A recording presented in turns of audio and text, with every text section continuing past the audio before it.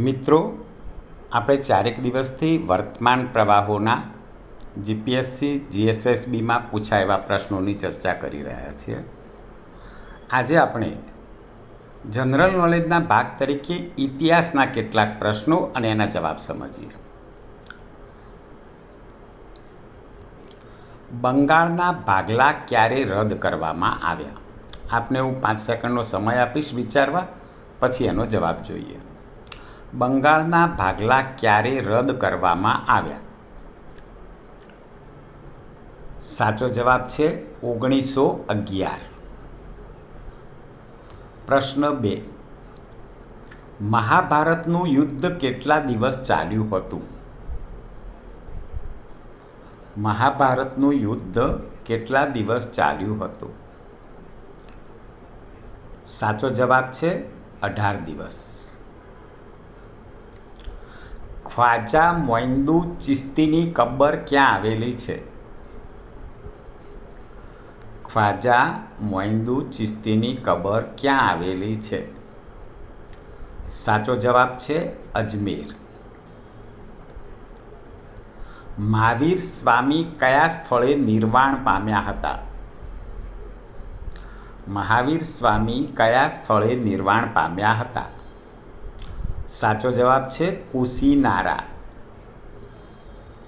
Good Friday શું છે?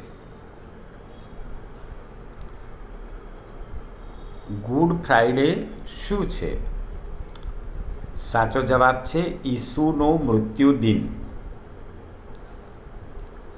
અજંતાની ગુફાઓ કયા રાજ્યમાં આવેલી છે?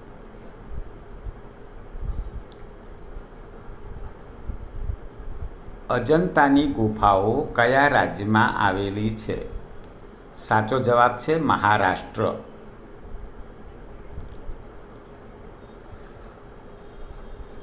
મગધ સામ્રાજ્યની રાજધાની કઈ હતી?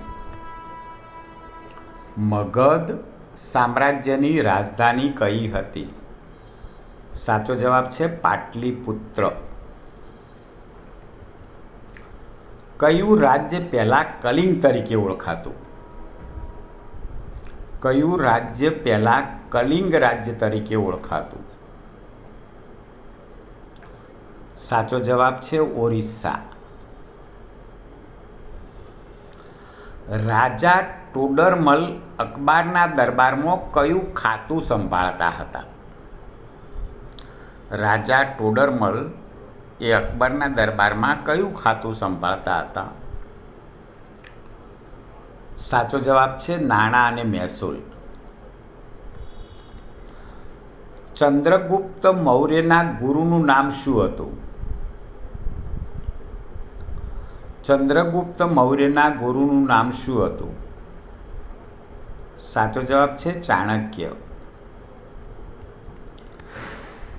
આઝાદ હિન્દ ફૌજનું વડું મથક ક્યાં આવેલું છે?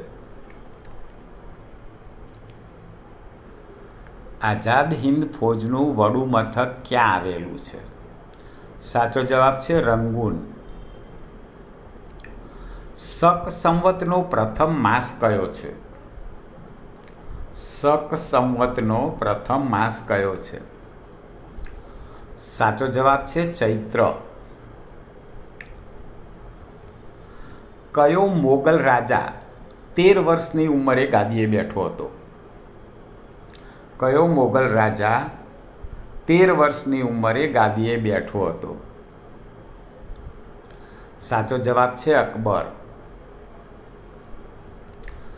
કયો રાજા પ્રિન્સ ઓફ બિલ્ડર્સ તરીકે જાણીતો છે? કયો રાજા પ્રિન્સ ઓફ બિલ્ડર્સ તરીકે જાણીતો છે? સાચો જવાબ છે શારજહાં. ભગવાન બુદ્ધે તેનો પ્રથમ ઉપદેશ ક્યાં આપ્યો હતો? ભગવાન બુદ્ધે તેનો પ્રથમ ઉપદેશ ક્યાં આપ્યો હતો? સાચો જવાબ છે સારનાથ. ચંદ્રગુપ્ત મૌર્ય એ કઈ વિદ્યાલયમાં શિક્ષણ મેળવ્યું હતું? ચંદ્રગુપ્ત મૌર્યે કઈ વિદ્યાલયમાં શિક્ષણ મેળવ્યું હતું? સાચો જવાબ છે તક્ષશિલા.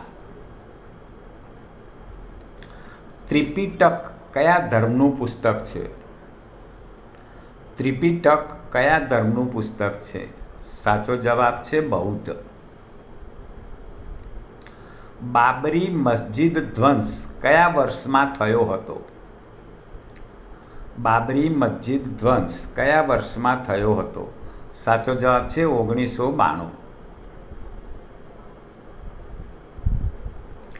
મહાભારતના યુદ્ધ દરમિયાન અર્જુનના રથની ધજા પર કોણ બિરાજ્યું હતું? મહાભારતના યુદ્ધ દરમિયાન અર્જુનના રથની ધજા પર કોણ બિરાજ્યું હતું? સાચો જવાબ છે હનુમાન. સીતાનું હરણ કરવામાં સુવર્ણ મૃગ બનીને રાવણની સહાય કોણે કરી? સીતાનું હરણ કરવામાં સુવર્ણ મૃગ બનીને રાવણની સહાય કોણે કરી? સાચો જવાબ છે મારીચ. તો મિત્રો, આ ઇતિહાસના વિશે પ્રશ્નો હતા.